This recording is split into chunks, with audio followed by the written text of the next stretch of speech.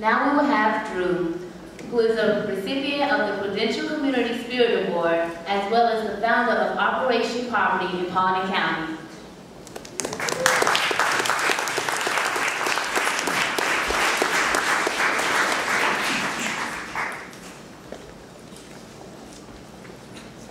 Good afternoon.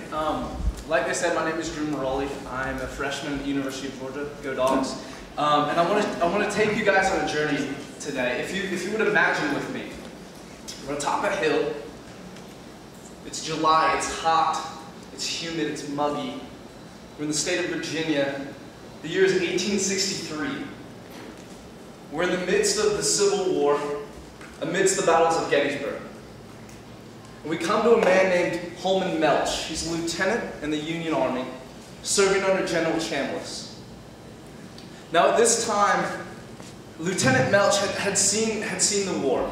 They're about midpoint in the war, and for the last 4 months, the Union Army had lost consecutive battles. Now, in the midst of the battles of Gettysburg, people say, and historians say, that this was the turning point in the war. Now, amidst the battles of Gettysburg, we come to a battle called the Battle of Little Round Top, which is where we see Lieutenant Melch atop a hill. As we join them there, it's hot, again, it's muggy. They've been fighting for a long time. And after repelling attack after attack, a wave of Confederate soldiers upon this hilltop, Lieutenant Melch has a decision to make. He sees that this is a turning point in the war, and he sees his men down. He sees them dying. He sees them running out of ammunition. He says, I'm going to make a difference.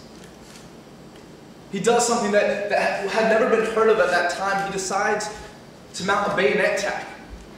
They had run out of ammunition, and it was time for someone to make a difference, or the Union forces were going to fall. So we're upon this hill, and we start to hear down the lines, hey, attach your bayonet. We're gonna mount a bayonet attack. We're gonna charge the Confederates down the hill. As this happens, we see a change in history. Because of this bayonet charge, the Battle of Gettysburg is radically changed. The Union wins the Battle of Little Round Top and continues to win the entire battles of Gettysburg, which leads to, as we all know, the Union winning the Civil War. If that hadn't have happened, I ask you to imagine with me, what if, years later, World War I, World War II, when the U.S. is called upon, when Hitler begins to attack the world, the United States isn't there. We're separate, we've broken, we've fallen. Who knows what would have happened in between? We might all be speaking German at this time. What happened on that day, July of 1863, was a man named Holman Melch decided to make a difference. He rippled. You say, well, okay, ripple, what do you mean by that? Okay, when you drop something in a lake or a pond or a bathtub, whatever it may be, a ripple happens.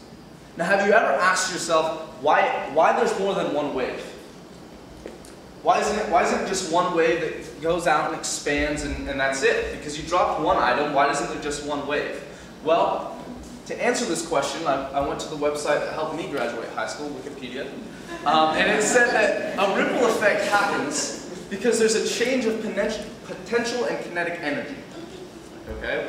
What do you mean by that? Well, as something drops into a water, kinetic and potential energy go back and forth with each other and it creates multiple waves. Like Holman Melch, mounting a bayonet attack, which leads to the end of the Battle of Little Round Top, which leads to the end of the battles of Gettysburg, which leads to the Union winning the Civil War, which leads to the United States staying as one. It's a ripple effect.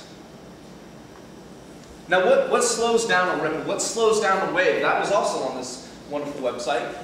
And the answer is friction. It's like, okay, we know what friction is. It's two note cards rubbing together. It's what stops your car every day. It's brakes. It's friction. We understand that. Physics. We got it. But what I want to ask you is, if you take friction and you put it to emotions, what would it be? Well, I found that if you take friction, put it to emotions, you come out with a four-letter word that starts with an F. It's fear. Fear is friction emotionally. Because atop that hill in July of 1863, who else do you think would be the most feared? Holman Melch, he's a lieutenant under General Chambliss, who doesn't have his approval, He says, no, this is what we're going to do. We're going to mount this attack and we're going to win this battle. But he said, I'm not going to let friction, I'm not going to let fear affect me from stopping what I know to be right, to stop what I know to be true. In 2006, I was at youth camp and I saw a video and I was rippled on. It was founded by an organization called Invisible Children, and it was about a young man named Jacob. Now Jacob is a rescued child soldier from northern Uganda. And as I watched this video, I saw this young boy Jacob. He sat there and he spoke to these 3 filmmakers from California. And I saw him cry because he said that he had to kill his brother because he was abducted. He was abducted by the Lord's Resistance Army, and he was forced into slavery to be a child soldier. And when I heard that story, it was more than just something that was a video. I was 13 years old and I began to cry like a child. I came in with all my friends thinking I was the big bad guy, I was the most popular, whatever. And I just sat and I wept because this young boy who had been forced to do terrible, terrible things had no choice. And at that moment I decided that I would not let that ripple stop with me. You see, because when a ripple happens, when a ripple in life comes to you, you can make the choice. I'm not going to let that affect me. I'm going to be afraid, and I'm going to allow friction to take over, and it's not going to continue. But when I saw Jacob, when I saw Invisible Children, when I heard of what was happening in northern Uganda, I said, I have to make a difference. So I did. That's myself and 3 friends, Matt McCoy, Andrew Helbling, and Bradley Hamilton.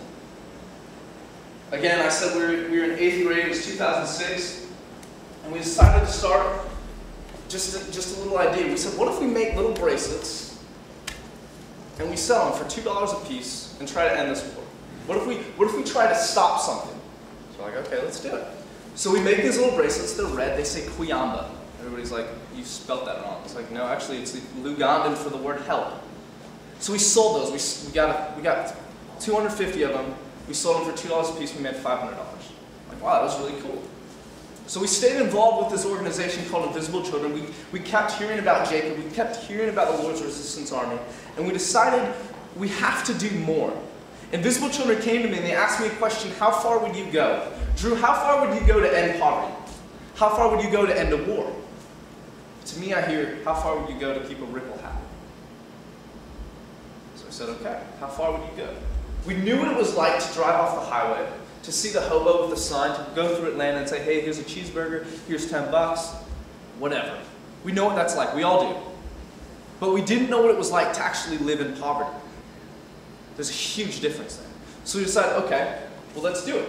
For 5 days, the 4 of us will sleep outside, we'll live on $2 a day, and we'll see if we can make a difference in the lives of people halfway across the world. So, we started something called Operation Poverty. You can see this here, this is the 2nd year that we did Operation Poverty, and these are the 47 students that decided to sleep out with us. They said, we like what you're doing, we like your cause, we're going to live in poverty too. So it rippled. It continued to ripple. Now Operation Poverty has grown into a county-sponsored event encompassing 35 high schools. We've raised over $17,000, 5,500 canned goods, 800 pieces of team clothing, that we donate half of it to Invisible Children and half to a local food pantry in Paulding County. So that's great. It's not about me. God blessed me with being able to take an idea and turn it into a nonprofit. But it's more than that. It's more than something that is just, oh, you've done this, you've accomplished this. It's more than that. It's statistics like 22% of Atlanta lives below the poverty line. Statistics like Paulding County, where I'm from, there's 600 children that are homeless. Statistics like 18% of Georgia lives below the poverty line. And 1 out of 3 Americans lives below the poverty line. It's statistics like that. It's not a checklist of what I've done.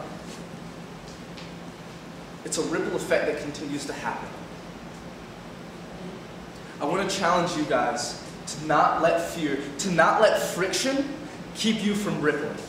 when you hear something that inspires you, when you see a story of a young boy that had to kill his brother because he was forced to, he was in a war, to not just say, well, that's awful, I'm going to write a check. And then 2 weeks from now, you have no idea what that check went to, and your wife's like, hey, what was this $400? And you're like, it's just this little thing.